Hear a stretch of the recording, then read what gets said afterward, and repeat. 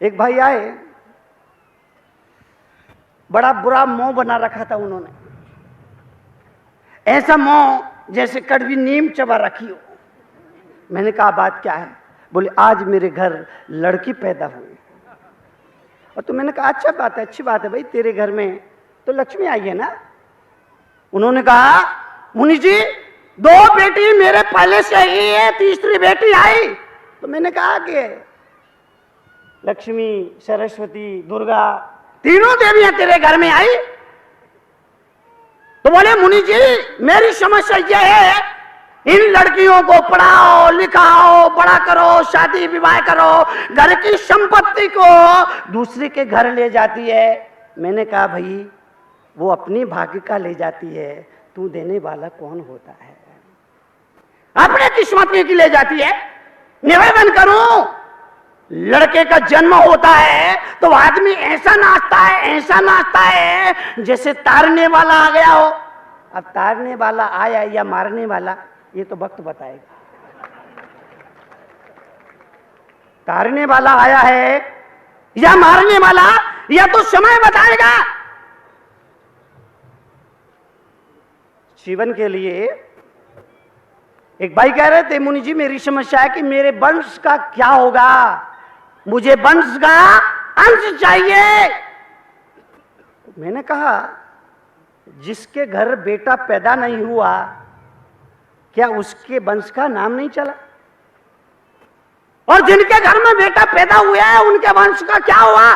रावण के 100 पुत्र थे, पर 100 पुत्र मिलकर के दुर्योधन के 100 पुत्र थे, रावण के 1000 पुत्र थे, लेकिन 100 पुत्र 1000 पुत्र मिलकर के जितना नाम अपने पिता को, जितना सम्मान अपने बाप को नहीं दिला सके, उससे कहीं अधिक सम्मान एक पुत्री जनक ने, सीता ने अपने पिता जनक को दिलाया। 100 पुत्र मिलकर के, 1000 पुत्र मिलकर के जितना सम्मान अपने बाप को नहीं दिला पाए, उससे अधिक सम्मान एक बेटी ने अपने पिता को दिलाया। समय बदल गया है, समय बदल गया। अपने नजरिया को बदले, विचार को बदलिए। और विचार को बदलने के साथ यह जरूरी है कि हम अपने सुशिक्षित होने का परिचय दें और इस बात को माने, तय करें। आजकल बेटों से ज्यादा बेटियां, आजकल बेटों से ज्यादा बेटियां माँ बाप के काम आती है, उनका ध्यान रखती है, उन्हें सम्मान दिलाती है। बेटी मायके में रहे तब भी अपने माँ बाप का ध्यान रखती है, और ससुराल में रहे तब भी अपने माँ बाप का ख्याल रखती है।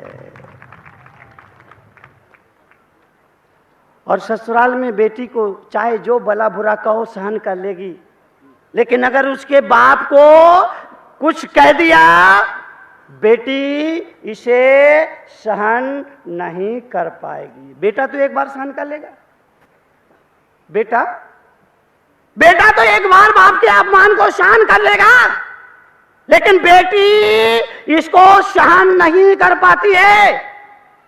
बेटी जिस घर से विदा होकर के जाती है, भगवान से प्रार्थना करती है, मेरे प्रभु मैं जिस घर में बहू बन करके जा रही हूं वो घर तो हरा भरा रहे ही, मगर जिस घर से जा रही हूं वो घर भी हरा भरा बना रहना चाहिए।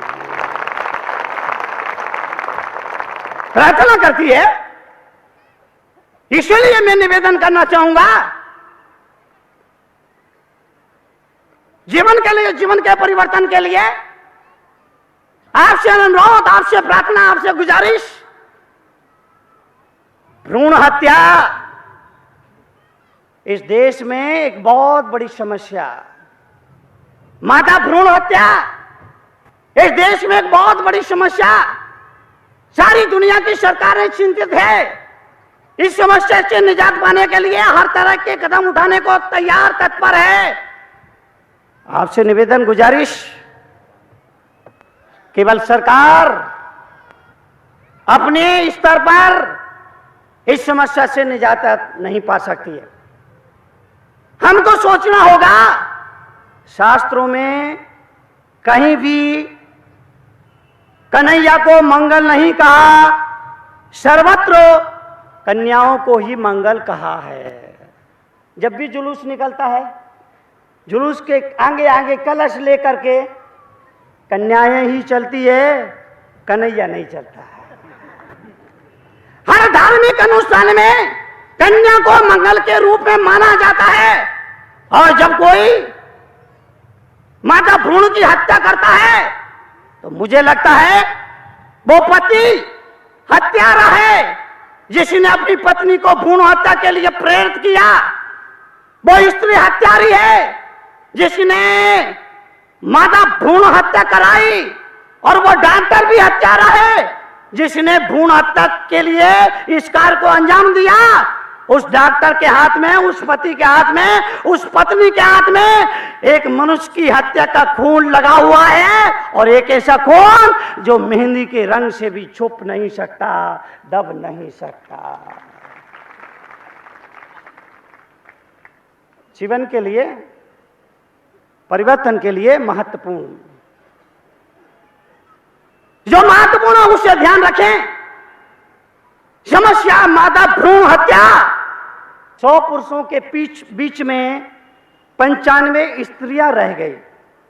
सरकारी आंकड़े बताते हैं कि 100 पुरुषों के बीच में 95 स्त्रियां रह गई। अब 5 लोगों को तो बोलो 5 लोगों को तो कुंवारा रहना ही पड़ेगा। उसमें से एक तरुण सागर को निकाल भी दो,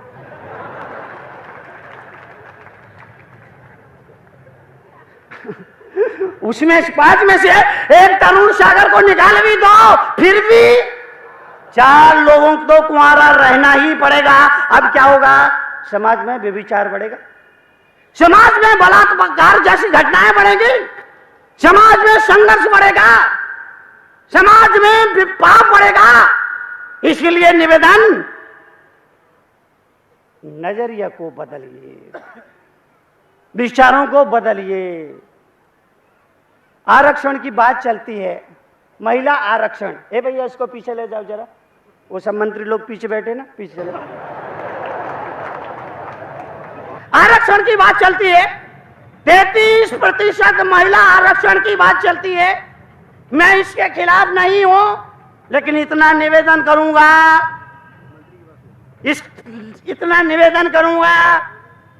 कि हम एक घर की बेटी को बहू बनाकर लाते हैं, और कुछ दिनों बाद ही घर की तिजोरी की चाबी उस लड़की को पकड़ा देते हैं, तो महिलाओं का आरक्षण तो पहले से ही चला आ रहा है। देवियों, बोलबाला तो आपका ही है। मेरा मानना है, अगर इस देश की नारी हाथ खड़े कर दे तो तरुण सागर जैसे लोगों को एक समय का भोजन मिलना भी मुश्किल हो जाए। देवियों, बोलबाला तो आपका ही है। नारी पुरुष से भारी, नारी पुरुष से भारी, और पुरुष सदा उसका आभारी है।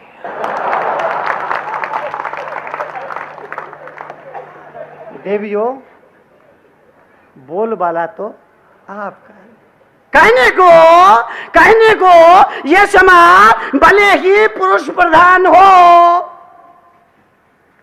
पर बोलबाला तो आपका ही है। पहले नर था और उसकी नारी, अब नारी है और उसका नारा। देवियों, बोलबाला तो आपका ही। कहने को ये समाज भले ही पुरुष प्रधान हो, पर बोल वाला तो इस देश की नारी का है। राम जी का नाम लेना है तो पहले बोलो सीता, फिर बोलो राम, सीताराम। आप सीता के नाम को लिए बगैर राम को भी नाम नहीं ले सकते। राम का नाम लेना है तो पहले बोलो सीता, फिर राम, सीताराम। कृष्ण का नाम लेना है तो पहले बोलो राधे, फिर बोलो श्याम। भला हो शिव जी का कि उन्होंने पार्वती जी को पीछे रखा, शिव पार्वती। भला हो शिव जी का उन्होंने पार्वती जी को पीछे रखा, वरना ये अजित एडवोकेट का क्या होता भगवान जाने।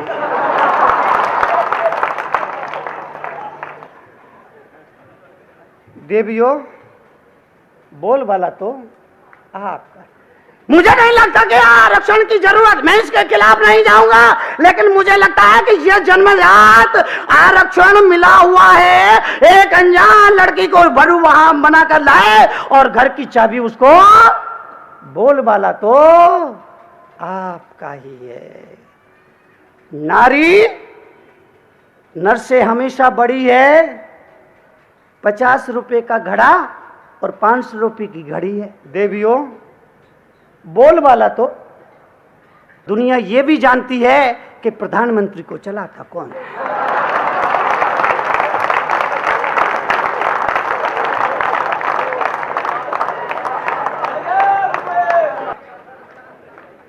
देवियों, बोल वाला तो आप।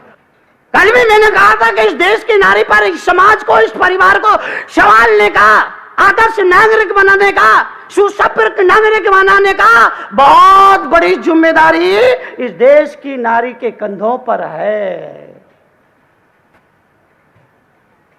पति अगर गलत रास्ते पर जाता है तो खबरदार ये नारी करेगी, होशियार ये नारी करेगी, सावधान ये नारी करेगी। ये ड्यूटी इस देश की नारी पर है। जीवन के लिए जो महत्वपूर्ण है उसको नजरअंदाज न करें। लोग बोलते हैं मुनि जी आप 30 साल से प्रवचन लोगों के बीच में दे रहे हैं, इस बीच आपने क्या कोई चमत्कार देखा? मैं कहता हूं मैं तो रोज चमत्कार देखता हूं, हर जगह हर सत्संग में चमत्कार देखता हूं। बोलते क्या? मैंने कहा आज जब कोई किसी की सुनने के लिए राजी नहीं है, तब भी मुझे हर रोज हजारों लोग सुनते हैं। क्या ये चमत्कार नहीं है? आज कोई किसी की सुनने के लिए राजी नहीं है, तब भी मुझे हर रोज हजारों लोग सुनते हैं। क्या यह चमत्कार नहीं है? महिलाओं के बारे में कहा जाता है ये 5 मिनट भी चुप नहीं बैठ सकती, 2 घंटे से चुप बैठी है। ये कोई चमत्कार नहीं है क्या?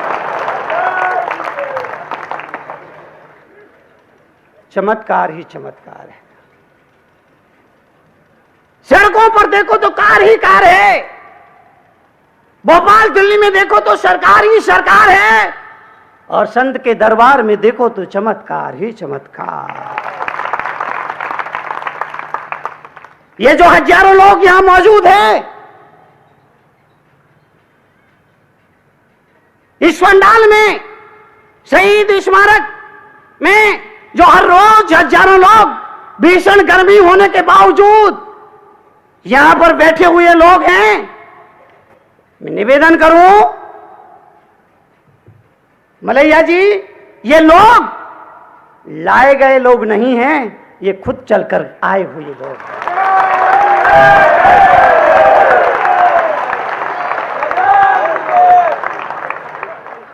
नेताओं की सभा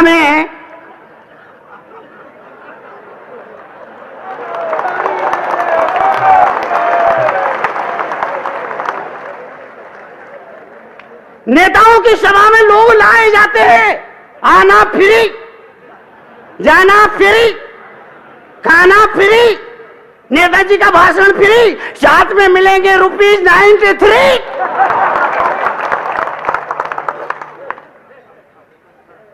ये लाए गए लोग नहीं हैं। यहां ना कोई डिस्को है, ना डांस है, यहां ना कोई भोजन है, यहां ना रुपया बट रहे हैं, ना पैसा बट रहे हैं, ना बर्तन बट रहे हैं, कुछ नहीं बट रहे हैं। ये खुद ब खुद चल करके आए हुए लोग हैं, श्रद्धा के साथ, भक्ति के साथ, भावना के साथ।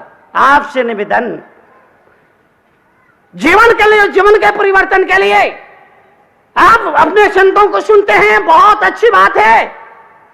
परिवर्तन की प्रक्रिया भी आप शुरू करें। मध्य प्रदेश सरकार ने मुझे राज्य अतिथि का सम्मान दिया।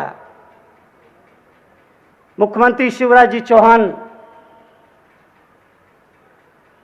रोहानी जी से चर्चा हो रही थी, उन्होंने बताया बहुत ही विनम्र आदमी हैं, बहुत ही शालीन, बहुत ही सभ्य, बहुत ही धर्मनिष्ठ, बुद्धिशील। मैं मुख्यमंत्री और उनकी सरकार को बहुत बहुत आशीर्वाद देता हूं, साधुवाद देता हूं। संतों के प्रति उनकी आस्था के लिए, धर्मनिष्ठा के लिए प्रशंसा के पात्र हैं। लेकिन इसके साथ यह भी निवेदन करूं कि मेरा सही सम्मान उस वक्त होगा जब आपकी सरकार यह तय करे कि अब इस देश राज्य में नया बूचड़खाना खोलने की अनुमति किसी को नहीं दी जाए।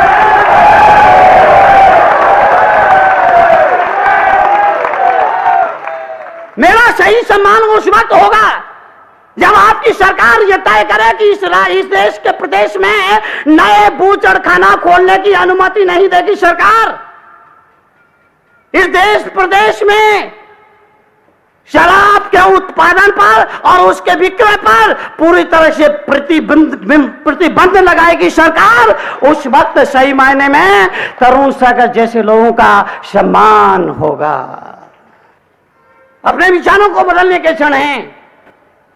अभी मैंने कहा सरकार परेशान है। स्त्री पुरुष के बीच में जो आनुपातिक संतुलन होता वो गड़बड़ा गया है भ्रूण हत्या की वजह से।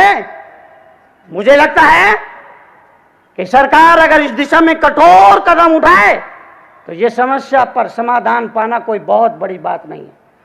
सरकार अपने स्तर से निपटे, समाज अपने स्तर से निपटे, साधु अपने स्तर से निपटे इस समस्या से, तो रातों रात इस समस्या का समाधान हो सकता है। बताओ कैसे? बताओ कैसे? बोलो, बताता हूं। सरकार तय करे जिन पे बेटियां नहीं होगी उन्हें सरकारी नौकरी नहीं दी जाएगी।